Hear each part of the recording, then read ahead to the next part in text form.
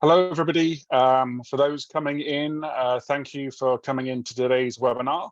And for those watching afterwards, we welcome you listening in to hear more about this funding opportunity that we have here at Centre ICE on transitioning solutions out of the academic environment and pursuing stakeholder and customer discovery on the needs and the must-have solutions to the critical aspects of this call for opportunities. So we'll get going in a moment once we've got all of those that have signed up coming in.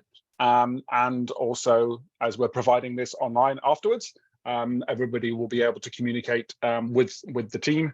Myself here, Peter Webley, and Ashley Guernsey from the Centre ICE team, who's also leading the management and the day-to-day connections with teams that are submitting to this opportunity. So we'll get going in a moment or two to give everybody a chance to get across from other events. So get going in a couple of minutes. But thanks those for coming in online.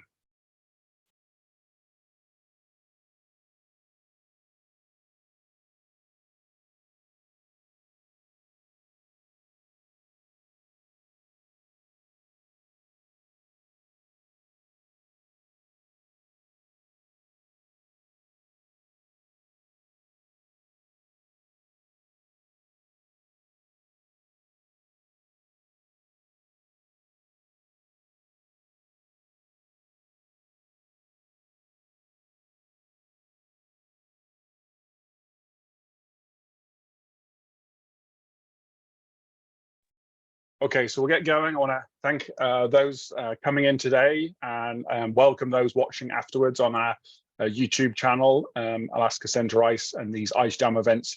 So today we're going to be talking a little bit briefly about Centre ICE for those that haven't engaged with us and been in any of our programs before, and then also about this opportunity that we have available at the moment with a closure date in about 10 days on May the 29th. So you'll hear more about the opportunity, the focus areas, and then what we're looking for in the proposals, and also who's eligible to submit for and access these funds. So before we get going, I want to recognize the Alaska Native traditional lands upon which we reside. Here at the University of Alaska Fairbanks Trothieta campus, we're located on the ancestral lands of the Dene people of the Lower Talanoa River. So for those listening in today, both to the webinar and the online afterwards, be understanding of the lands upon which you reside and upon which you work and upon which you live. And we see here the image of the Trothieta campus at the University of Alaska Fairbanks. So today you're hearing from the Alaska Centre ICE team.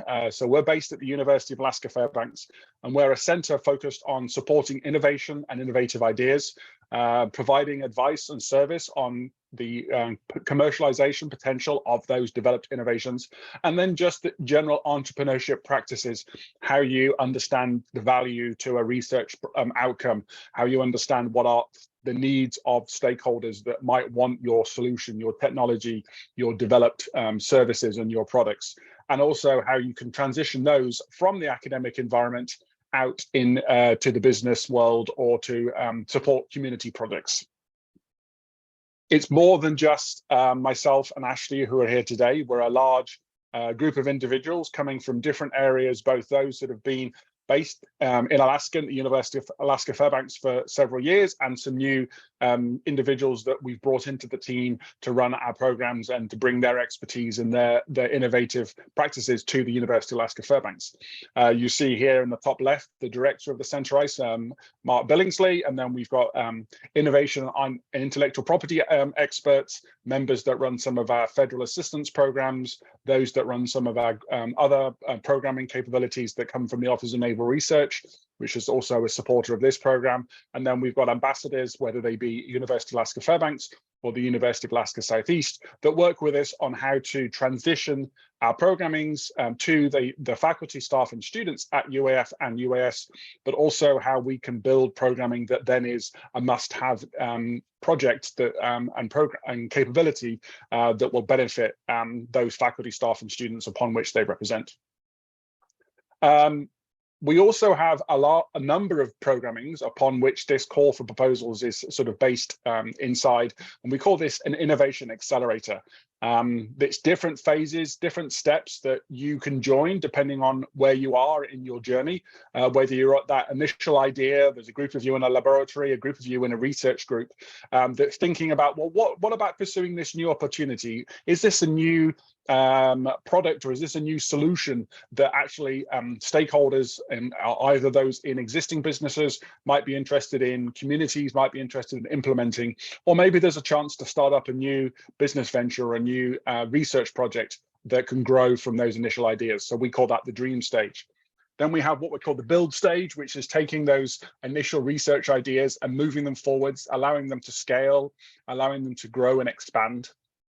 And then as you transition your technology, your product level further forwards, you then move into what we call the launch phase, which is providing advice, services on how to actually get the inventors and the projects properly protected. What is the licensing setup you would need? Is this a patent submission? Is this going to be a patent application that's going to be utility or a design patent?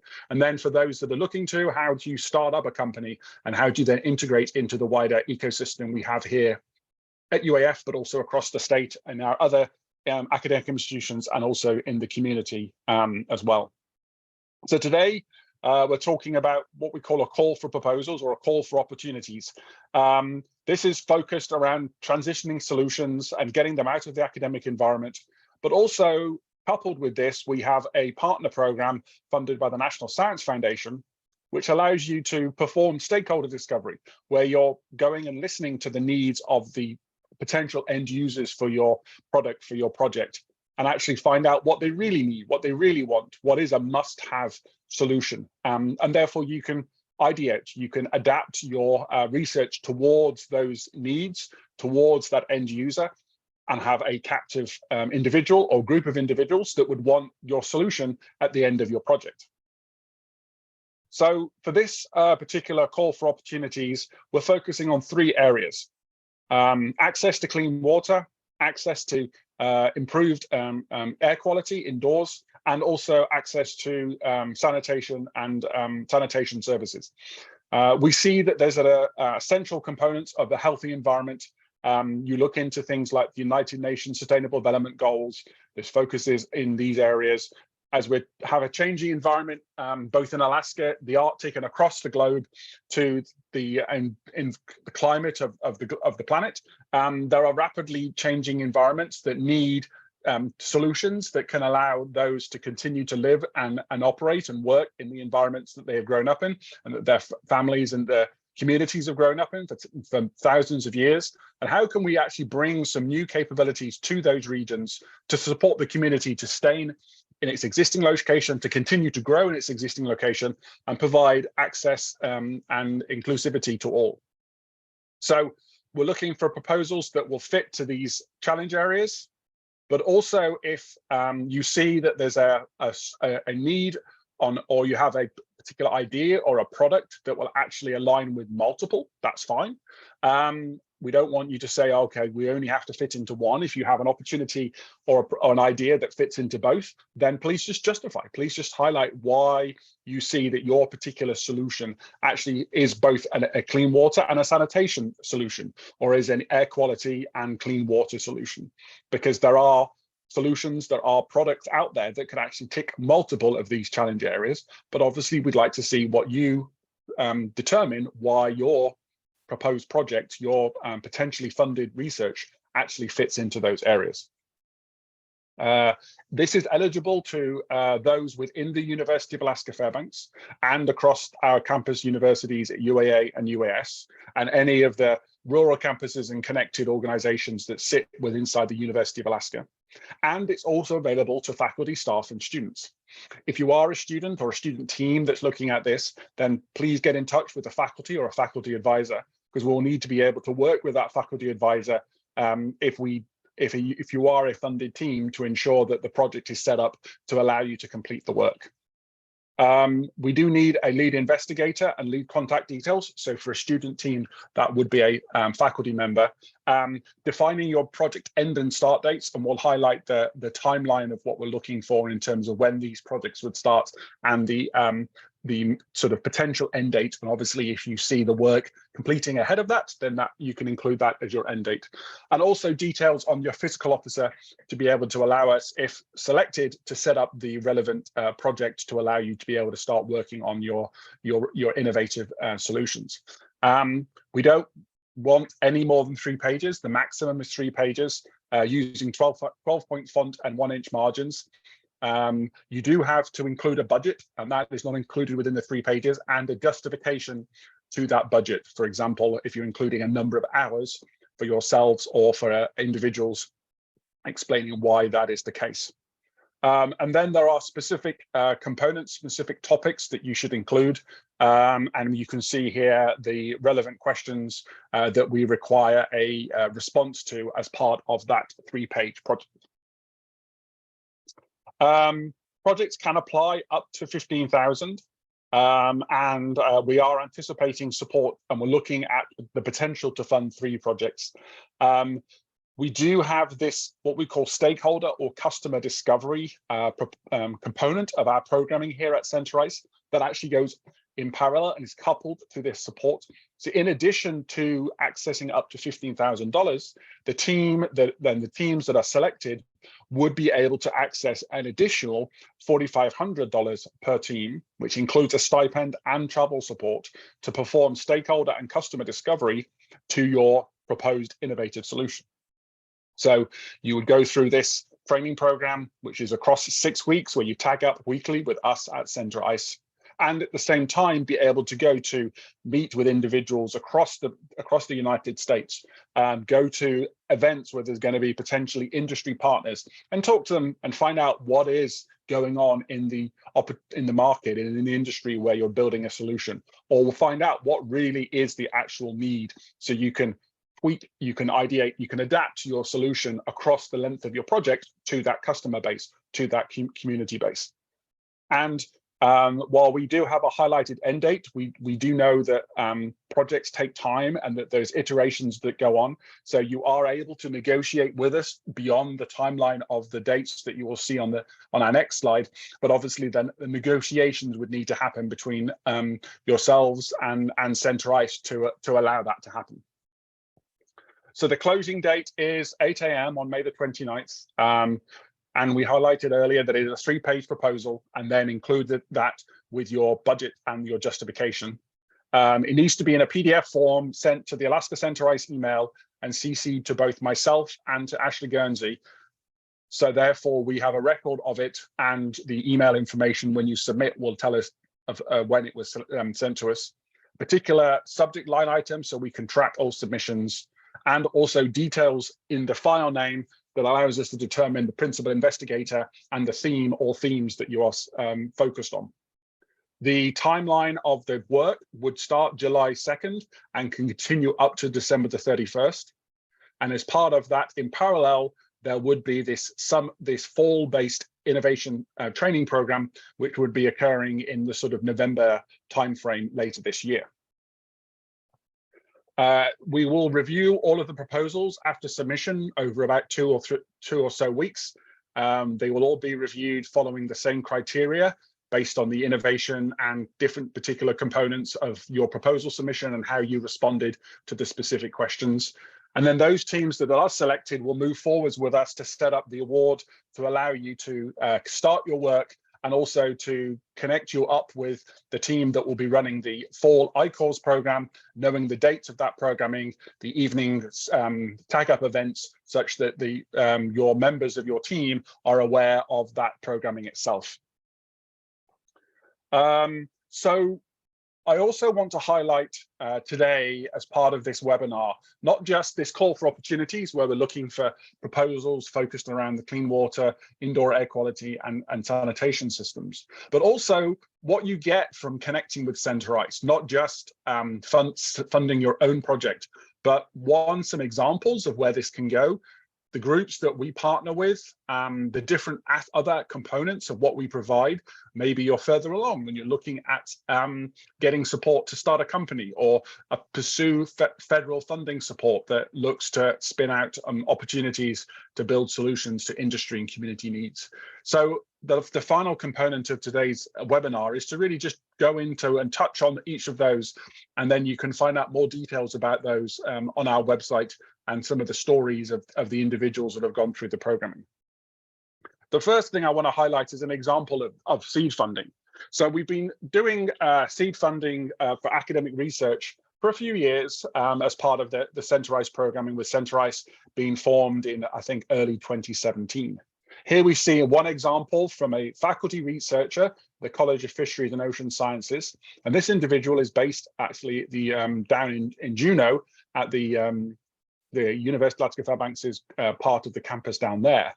And this researcher was looking at and developing a kit that could be used to assess the potential for an area along the coastal zone in Southeast Alaska to be used to understand its capability as a kelp mariculture site location for businesses looking to harvest the kelp and produce products from it. So the researcher saw that actually what they call site assessment toolkit would be really useful to be able to take out into the field, analyze the different components of the environment, and to determine using this kit if this would be a useful site for kelp production. And therefore the business or organization could start setting up at that particular location following they've got the relevant policies and procedures in place to be able to harvest that location and use the kelp towards their business model, but also knowing it's an area where there's going to be a flourish of kelp over the years. So this was developed through a seeded funded project. This was then processed through an invention disclosure with our technology transfer team, and now is a licensed technology to an industry partner. And in collaboration, they're looking at what are known as small business technology transfer opportunities to be able to support the scaling up and building of more of these kits, while the faculty member continues to be a part of this while staying in that academic position. We are also connected to the National Science Foundation through what we call this Innovation Core Site Program. We are the ones that are able to provide this here in the state of Alaska. And this is open to both academia and teams that are external to academia, and collaborative teams that are a mixture of academic and researchers of all levels, as well as those in the private sector. Again, we've done this for a number of years.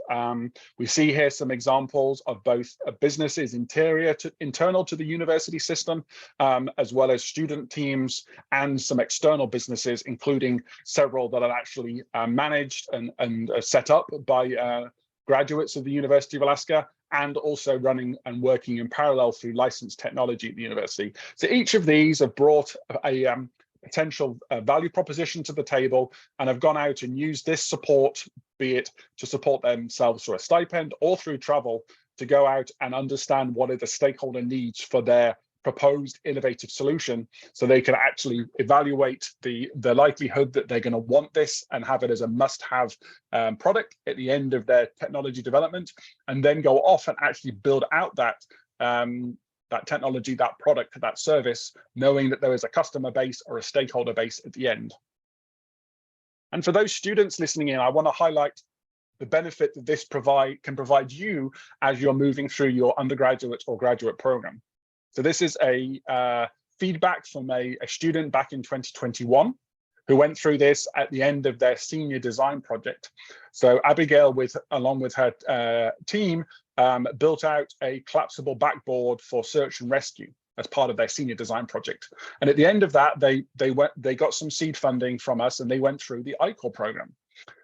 They were able to go out and speak to individuals in the search and rescue community here in the interior of Alaska, as well as fire and police and those emergency services, to really find out, like, how much space do they have available when they're going out into the field to perform a rescue? How small would a collapsible backboard system need to be? And as a result, Abigail was able to listen to what the actual end user wanted. They had their technology development. They were able to actually find out if their product would be a fit to that market.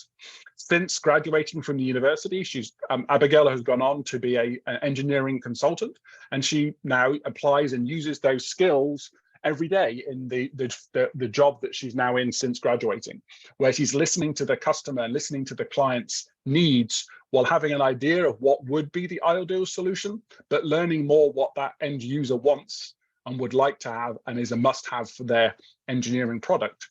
And as a result, building towards that customer's needs while bringing their own skills to the table. And by going through the I-Core program, Abigail was actually able to build those skills while still in the academic environment. For those, as I said, slightly further along and are looking at small business research opportunities, we have a federal and state technology partnership program, and the first here in the state of Alaska, that provides workshops and training and skill development in how to be more resilient and more effective in submitting these for these small business innovation projects. We're running the current first iteration of this program at the moment, and there will be future iterations of this program. So this is hearing from experts that submit small business grants, connecting with others in the same cohorts that are at the same development phase, learning what it takes to submit to many of the federal agencies, whether it be the National Science Foundation, National Aerospace and Aeronautics and Space Administration, in Department of Energy, Department of Education, many of the different federal agencies that provide grant funding also provide funding for small businesses. And these are focused on non-equity based support to allow you to scale up your research and development, to build towards a customer base, to build and grow the economy of the region that you're based in, and allow you to get this research and development to then scale up your product and your services, whilst also building some towards an innovative solution that can benefit society and potentially even a dual use capability benefiting some of our Department of Defense organizations, because there is funding through those relevant agencies.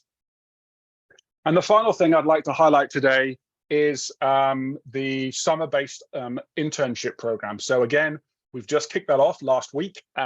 So for those listening in that might be looking at a future opportunity next summer, or if there's faculty members that are connected with businesses in the region that are looking for summer interns, we will be kicking off the introductions to the 2024 programming next January.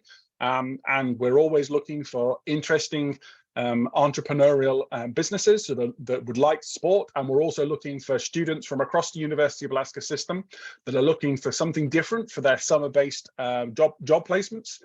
We have students this year working in the clean energy and the hydrogen space. We have students working in developing online Amazon Web Services capabilities for digital twin organizations, and students looking at building and supporting new businesses connecting to our rural transportation networks to be able to transport more effectively and more efficiently products across Alaska to be able to support our communities as well as support those aviation businesses.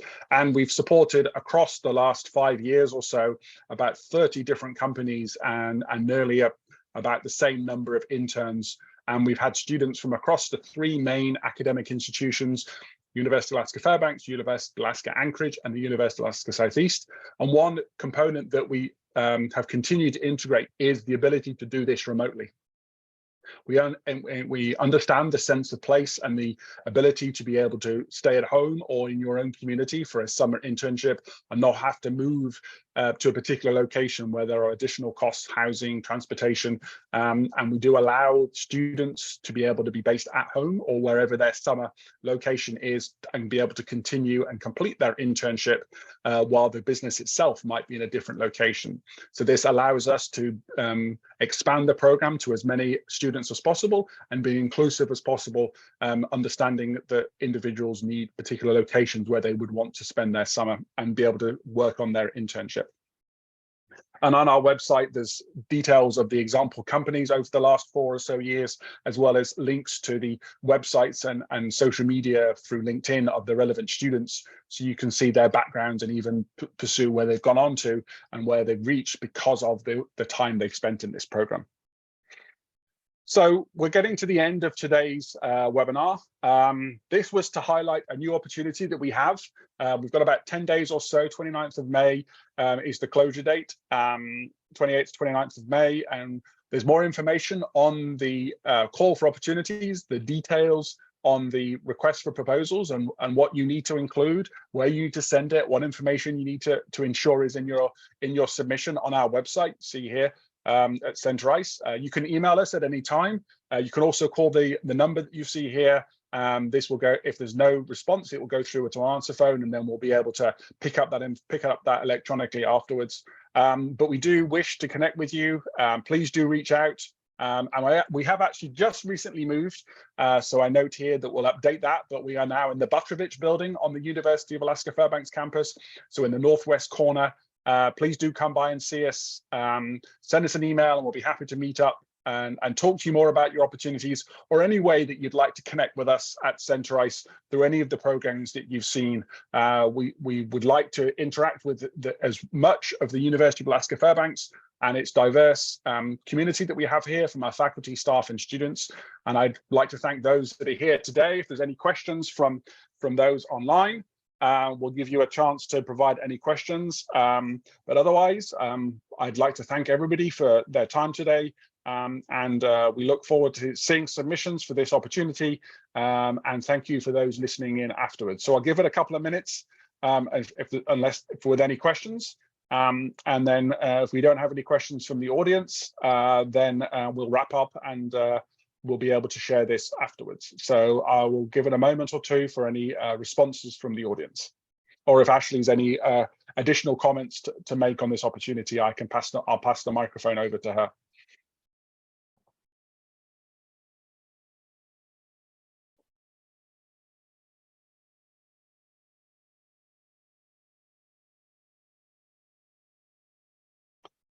Okay, doesn't look like we're getting any responses online, and that's fine. At least today you've been here to listen in to the webinar and hear in real time what this opportunity is.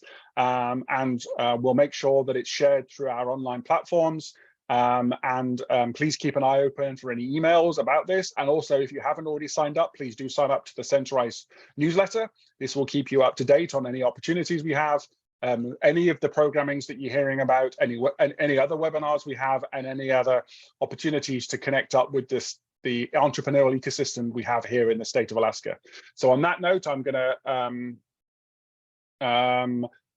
finish today's webinar. I'm gonna allow you all to enjoy the rest of your springtime here, and I wish you all a good rest of the week. We look forward to seeing opportunities submitted, so please do get in touch if you have any follow-on questions. And I wish you all a good rest of the Thursday, and see you all around the University of Alaska Fairbanks campus or across the state as we move from the spring into the summer.